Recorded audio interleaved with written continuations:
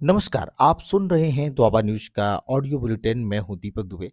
आइए फटाफट नजरें डालते हैं बस्ती जिले की प्रमुख खबरों पर। अभद्रता करने और नियमित पठन पाठन में रुचि न लेने की वजह से एक सहायक अध्यापक हुआ निलंबित। सल्टुआ ब्लॉक के पूर्व माध्यमिक विद्यालय रेंगी में कार्यरत सहायक अध्यापक जयप्रकाश चौधरी को अभद्रता करने और पठन पाठन में रुचि न लेने की वजह से बीएससी इंद्रजीत प्रजापति ने निलंबित कर दिया।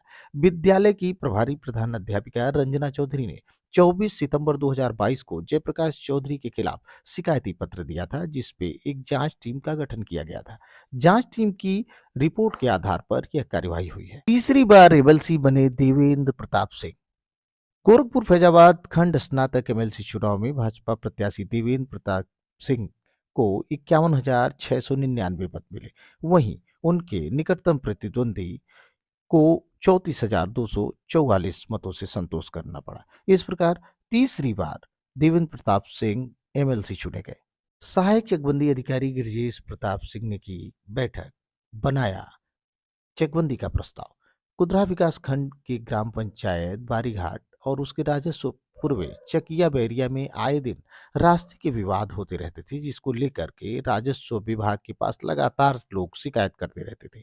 इन दिक्कतों को दूर करने का बीड़ा बारीघाट गांव के प्रधान अरुण कुमार चौधरी ने उठाया, जो पिछले 1.5 साल से लगातार जिले के जिम्मेदारों के दरवाजों के चक्कर काटते रहे। फिलहाल उनकी मेहनत रंग लाई और कल पंचायत भवन पर गिरजेश प्रताप सिंह पहुंचे और उन्होंने चकबंदी के लिए प्रस्ताव बनाया।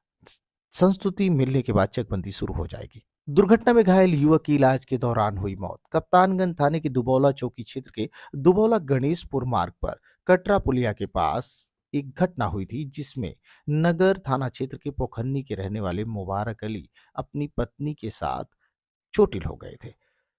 मुबारक अली को गंभीर चोटें आई थी, जिससे उन्हें जिला अस्पताल में भर्ती किया गया था, जहां उनकी इलाज के दौरान मौत हो गई। ससुराल जाते समय मंगलवार को एक अज्ञात की वाहन की चपेट में आए थे पति पत्नी।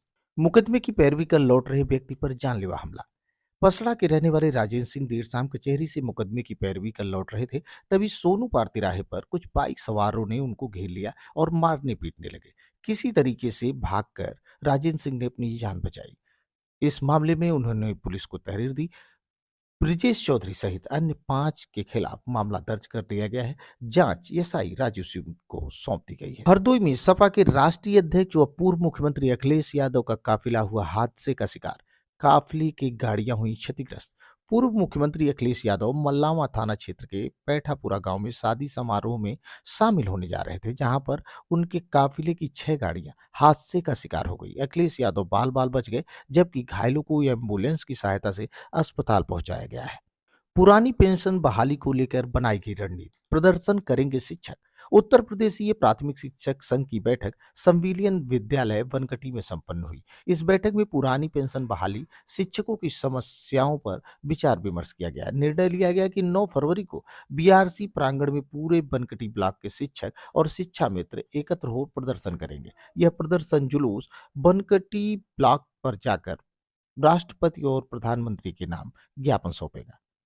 अडानी के शेयर में 35% गिरावट, फिर 50% रिकवरी। अडानी ग्रुप पर हिंडनबर्ग की रिपोर्ट पर संसद से बाजार तक हंगामा मचा रहा। अमेरिकी स्टॉक एक्सचेंज डाउ जोन्स ने अडानी इंटरप्राइजेज को सस्टेनेबिलिटी इंडेक्स से बाहर कर दिया। इसके बाद कंपनी के शेयर 35% तक गिर गए। हालांकि इसके बाद शेयर में रिकवरी आई और यह केवल 2.19% की गिरावट के साथ 1,531 रुपए पर बंद हुए। हिंडनबर्ग की रिपोर्ट से पहले एक शेयर 3400 रुपए का था, अब कीमत 1531 बची। पाकिस्तान की तंगी और लाचारी। प्रधानमंत्री शहबाज शरीफ ने माना है कि इंटरनेशनल मॉनेटरिंग फंड आईएमएफ ने 1.2 अरब डॉलर के कर्ज की तीसरी किस्त देने के लिए बेहद सख्त शर्तें रखी हैं। शरीफ ने कहा, आईएमएफ ने जो शर्त रखी है वो हमारी सोच से भी ज्यादा सख्त और खतरनाक है। पीएम शहबाज बोले, आईएमएफ ने बेरहम शर्तों पर कर्ज दिया। परमहंस दास बोले, शिला पर हथौड़ी चली तो अन्न जल छोड़ दूंगा। अयोध्या में दोनों शालिग्राम शिलाओं का गुरुवार को धूमधाम से पूजन हुआ। शालिग्राम शिला को कारसेवकपुर में कड़ी सुरक्षा व्यवस्था के बीच रखा गया है। इस बीच शिला को लेकर विवाद भी शुरू हो गया। तपस्वी छावनी के पीठाधीश्वर महंत परमहंस दास ने कहा कि शालिग्राम में स्वयं भगवान प्रतिष्ठित हैं। इसलिए उनके ऊपर हथौड़ी छेनी चलाना सही नहीं। अगर शालिग्राम शिला पर छेनी हथौड़ी चली तो वह अन्न जल का परित्याग कर देंगे। शालिग्राम में विष्णु बसते हैं। हिंदू महासाहब सभा ने कहा, अयोध्या से शिला को वापस भेजो। 6 करोड़ साल पहले पेड़ पौधों के दबने से बने पत्थर। नेपाल के जनकपुर से 40 टन वजनी शालिग्राम की 2 शिलाएं 7 दिन के सफर के बाद बुधवार रात अयोध्या पहुंची। इन्हीं शिलाओं से भगवान राम और माता सीता की भव्य मूर्तियां बनाई जाएंगी। माना जा रहा है कि ये मूर्तियां अयोध्या में बने भव्य राम मंदिर के गर्भगृह में स्थापित की जाएंगी। धार्मिक मान्यता, भगवान विष्णु ने तुलसी के पति को छल से मारा, श्राप के चलते पत्थर बने। इसी से अयोध्या में बनेगी रामलला की मूर्ति। मान्यता, श्राप से शालिग्राम बने थे विष्णु।